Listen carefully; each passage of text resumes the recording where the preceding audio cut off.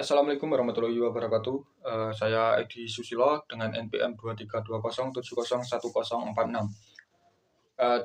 Dari Rombel 1 Program Studi Peternakan Fakultas Pertanian Universitas Tidar Angkatan 2023. Video ini saya buat guna memenuhi tugas PJBL mata kuliah Nutrisi Ternak Dasar. Di sini akan menjelaskan atau memaparkan sedikit paparan yang saya telah rangkum dari berbagai sumber mengenai enzim fitase. Pakan ternak memiliki banyak sekali kandungan nutrisi seperti vitamin, mineral, protein, dan lain-lain yang berguna bagi pertumbuhan dan kesehatan ternak. Namun demikian, pakan ternak juga dapat mengandung racun yang dapat disebut zat anti nutrisi. Zat anti nutrisi tersebut memiliki potensi membahayakan bagi kesehatan ternak yang mengonsumsinya. Salah satu zat anti nutrisi yang dapat mengganggu produktivitas ternak adalah asam fitat. Asam fitat merupakan zat yang dapat mengganggu pemanfaatan pakan dan mempengaruhi kesehatan serta produksi hewan melalui mekanisme penurunan asupan nutrisi, gangguan pencernaan, serta mengakibatkan efek samping negatif lainnya. Namun demikian, kandungan asam fitat dapat diturunkan atau bahkan dihilangkan melalui berbagai metode. Salah satunya menggunakan penambahan enzim fitase pada bahan pakan. Fitase ini merupakan myoinositol hexafosfat fosfohidrase yang memiliki kemampuan menghidrolisis asam fitat. Fitase mengkatalis pengambilan ortofosfat anorganik secara bertahap dari asam fitat melalui inositol pentafosfat untuk menjadi monofosfat dan produk lainnya. Secara umum, fitase berasal dari berbagai sumber, di antaranya fitase dari tanaman, fitase mikroba dari jamur dan bakteri, fitase yang dihasilkan oleh mukosa usus kecil, usus yang terkait, fitase mikroflora, serta aktivitas fitase tanaman intrinsik yang berasal dari pakan tertentu dan penambahan enzim eksogen dalam makanan. Kumar et al. Tahun 2010. Rai gandum dan dedak gandum mengandung paling banyak fitase aktif dibandingkan semua jenis-jenis biji-bijian sereal. Fitase telah banyak diisolasi dari berbagai mikroba seperti jamur, bakteri, dan protozoa. Sebagian besar enzim ini berasal dari kelompok asamistidin, fosfatase, serta alkalin fitase. Manfaat fitase itu sendiri bagi pakan ternak memiliki manfaat yang banyak. Di antaranya, pakan ternak yang diberi tambahan fitase asal mikroba tidak memerlukan penambahan fosfat ke dalam rancung. Dengan demikian, ternak juga akan mengekspresikan fosfat dalam jumlah sedikit, sehingga dapat menurunkan potensi pencemaran lingkungan karena feses yang dikeluarkan. Dampak menguntungkan yang lain adalah fitase dalam rancung unggas memiliki dampak hidrolisis langsung pada asam fitat dan selanjutnya akan meningkatkan ketersediaan mineral, asam amino, dan energi.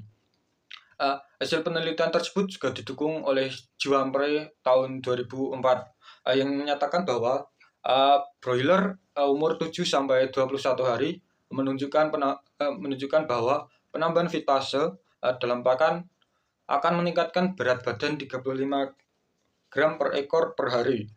Setelah penelitian menunjukkan bahwa penambahan fitase aktif meningkatkan performa, retensi fosfor, meningkatkan aktivitas plasma, alkali fosfatase, dan mineralisasi tulang melalui peningkatan hidrolisis fitat fosfor pada babi. Secara umum, penambahan fitase memberikan manfaat yang besar di bidang industri peternakan, terutama ternak monogastrik seperti babi dan unggas. Namun karena fitase berasal dari berbagai sumber seperti tanaman, mikroba, dan fitase terkait mikroflora, maka perlu diperhatikan pemilihan fitase dalam pakan yang efisien dalam meningkatkan produksi ternak, seperti yang dikatakan oleh Simju tahun 1992 bahwa ada kendala dalam menentukan asal fitase untuk menentukan pilihan terbaik dalam kemampuannya membebaskan ikatan fosfor fitat sehingga meningkatkan kencernaan fosfor dan penyerapan mikromineral lainnya pada sumber pakan. Hal tersebut kemungkinan dapat disebabkan karena perbedaan kondisi percobaan dan kemurnian dari preparasi enzim. Selanjutnya saya akan menjelaskan dampak jika kekurangan ataupun kelebihan pemberian fitase.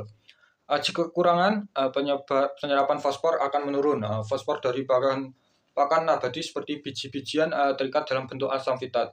Tanpa fitase yang cukup, fosfor ini tidak dapat diserap oleh saluran pencernaan ternak, mengakibatkan defisiensi fosfor. Pertumbuhan yang tulang terganggu, penurunan produksi telur pada ayam bertelur, penurunan bobot badan dan efisiensi pakan atau VFCR. Fosfor yang tidak diserap akan dikeluarkan melalui feses. Hal ini dapat menyebabkan pencemaran lingkungan jika terakumulasi di tanah dan air. Kekurangan fitase membuat asam fitat tetap aktif, menyebabkan efek antinutrisi seperti gangguan pencernaan, protein, penurunan ketersediaan mineral, penurunan kesehatan dan produktivitas ternak. Selanjutnya, jika kelebihan fitase dalam jumlah berlebih dapat meningkatkan pelepasan mineral lain dari asam fitat seperti seng, mangan, dan magnesium, tetapi tidak semuanya bisa diserap oleh tubuh. Ketidakseimbangan mineral ini dapat mengganggu kinerja enzim dan pertumbuhan ternak. Fosfor bebas dalam jumlah besar dapat mempengaruhi keseimbangan pH di saluran pencernaan ternak yang berpotensi mengganggu aktivitas mikroba usus. Selanjutnya, ketidakseimbangan energi. Jika fosfor dilepaskan terlalu banyak akibat aktivitas fitase berlebih, dapat terjadi ketidakseimbangan kalsium dan fosfor yang berisiko menyebabkan hiperkalsemia, kelebihan kalsium dalam darah, gangguan metabolisme tulang dan pertumbuhan.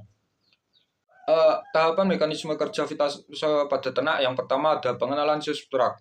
Setelah pakan dikonsumsi, enzim fitase aktif di saluran pencernaan, terutama di usus halus dengan pH optimal sekitar 5-6 dan mengenali asam fitat sebagai substratnya. Yang kedua ada hidrolisis asam fitat. Fitase bekerja dengan cara menghidrolisis ikatan fosfat dari gugus asam fitat secara bertahap.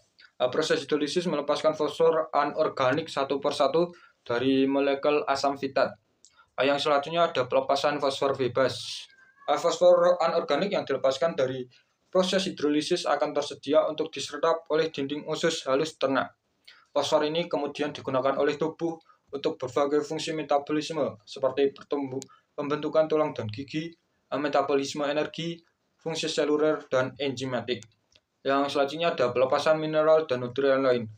Selain fosfor, fitase membantu pelepasan mineral lain seperti kalsium, seng, magnesium, dan besi yang sebelumnya terikat oleh asam fitat. Hal ini meningkatkan ketersediaan mineral dan mengurangi efek antinutrisi dari asam fitat. Fitase juga membantu meningkatkan pencernaan protein karena protein yang terjebak oleh asam fitat dilepaskan.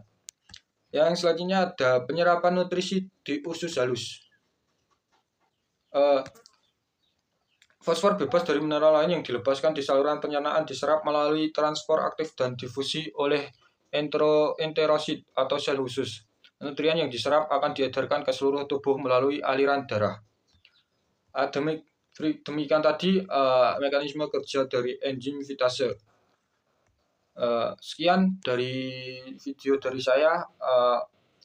Banyak kekurangan dalam memaparkan ataupun hal yang lainnya. Saya mohon maaf. Terima kasih.